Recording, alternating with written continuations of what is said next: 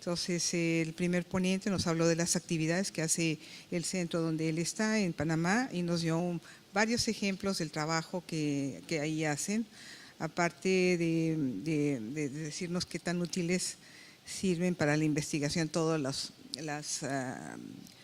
los datos y lo que generan ellos, ¿no? Pero lo que marcó muy importante y en este estado fundamentalmente es importante poder hacer mapas de amenazas, riesgos, etcétera, sería como una parte importante, ¿no? Y la otra es que, bueno, estas actividades también les sirven a los gobiernos locales o inclusive más allá de Panamá para tomar algunas decisiones, ¿no? La segunda plática fue de la doctora Fantine, ¿no? Y nos habla, una parte importante que marcó es esta situación de la cooperación que debe haber entre todos los que estaban trabajando en este tipo de áreas, ¿no? Y esta parte de hacer un nuevo modelo económico para intercambiar realmente toda esta información a través de mucha cooperación y no nada más de la parte de negocios, ¿no?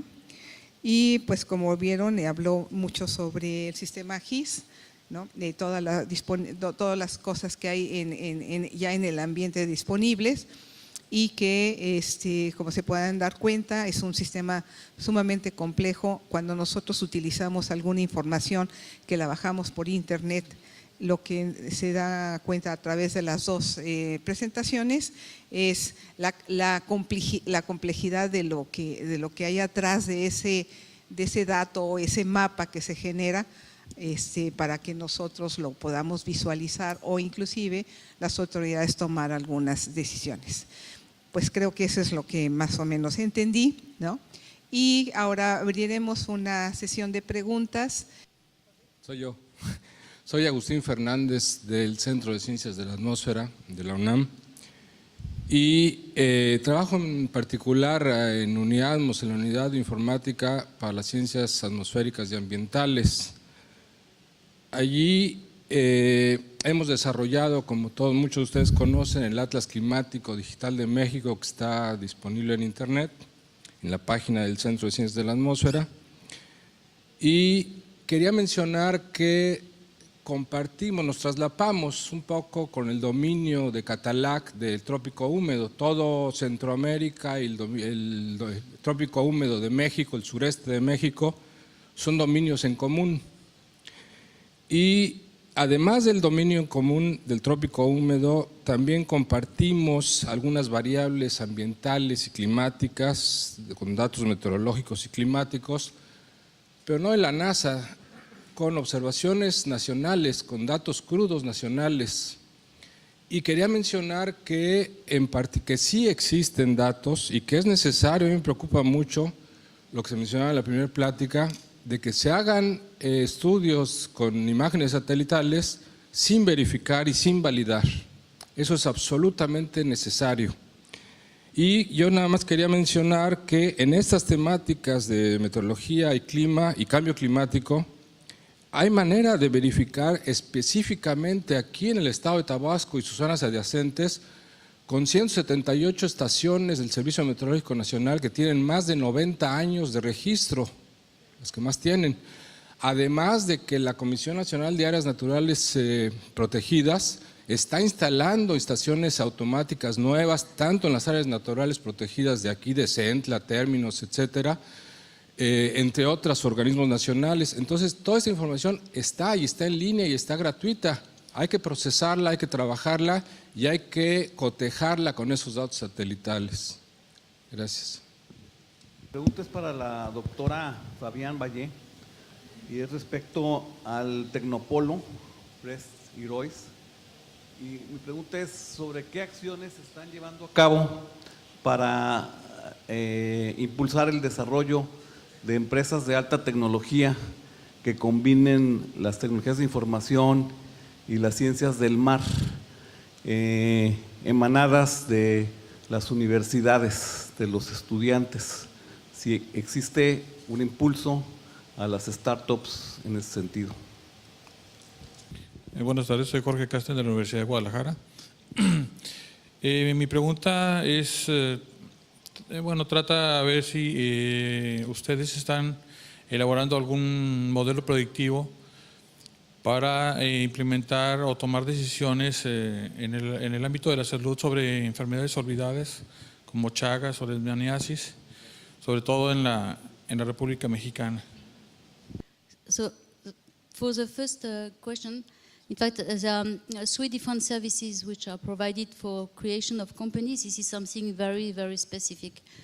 So, companies created by students, for instance, there is a support service which is provided for minimum of 3 years, when the idea of the project can be developed also with people who have an experience of the field.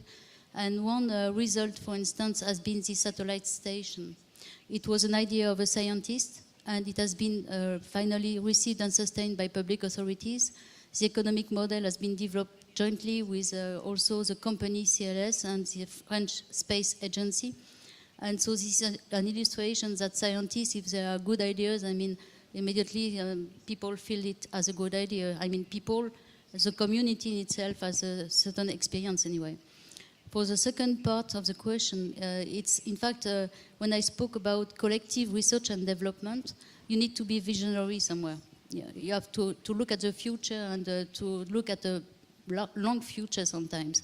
And for instance, for robotics, if you imagine that finally offshore company would need robots for very deep sea, some years ago it was impossible. So it has taken some time, big investment, so it could not have been done without a big cooperation between research centers specialized in robotics and companies who are knowing really well the market.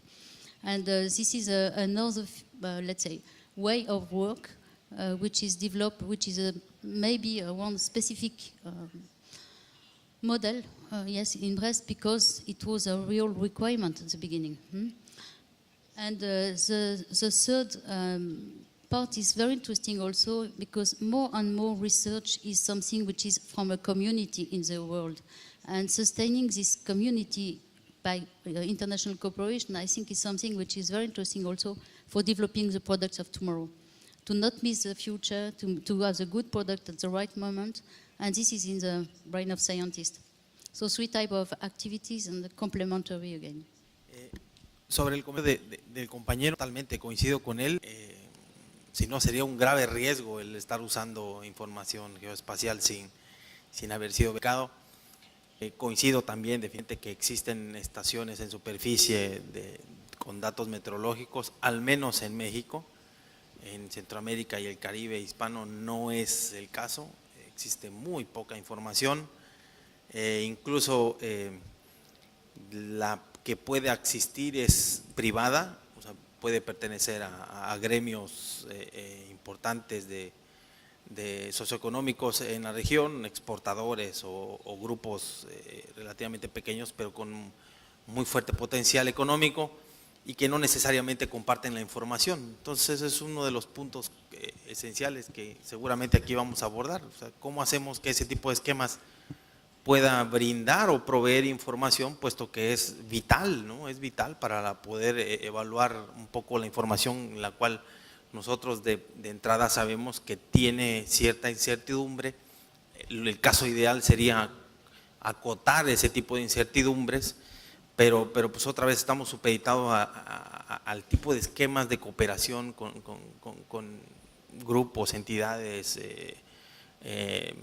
llámese como se llame, ¿no? Desafortunadamente todavía impera en la parte sur, todavía impera el esquema de la información es poder, muy poco se comparte, muy poco se disemina e incluso el esquema que anteriormente en la plática mencionaba el colega de por qué no impulsarlo a través de los metadatos, ¿no? Es una gran forma, una forma muy práctica de poder ver dónde está siquiera la información, cómo está la información, si es que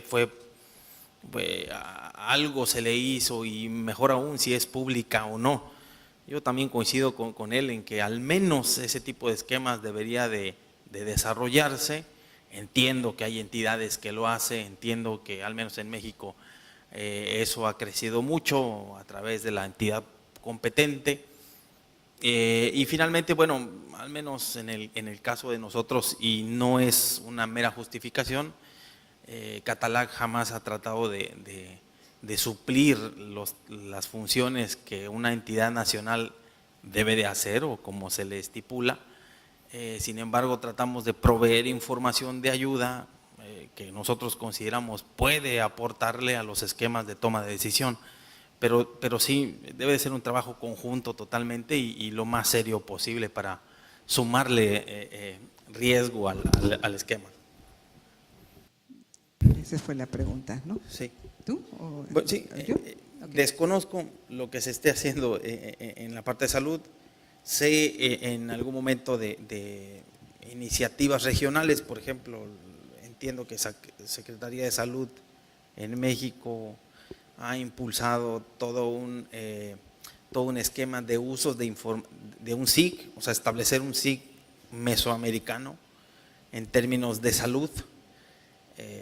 La iniciativa la escuché hace 3 años, incluso vi una ponencia muy interesante, no sé en qué quedó, no sé en qué derivó, si contiene información tan específica como la que menciona, pero sin duda será relevante. Doctora, ¿quiere agregar algo alrededor de lo de salud? Sí.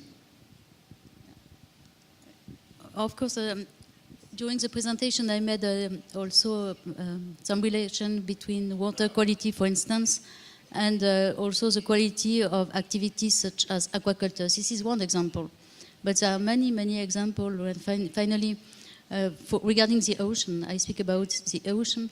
It's also a question of health and also of quality of the product you eat yourself. And if the fish is polluted, of course, what you're going to eat is polluted, so it's a question of health also. But there are other countries where health is also related to the climatic situation, sorry. So it depends also on the areas in which you work. But for what concerned Brest, it was really the pollution from the water, coming from agriculture, coming from the industry. So heavy metals, for instance, and but it's health problem. Thank you.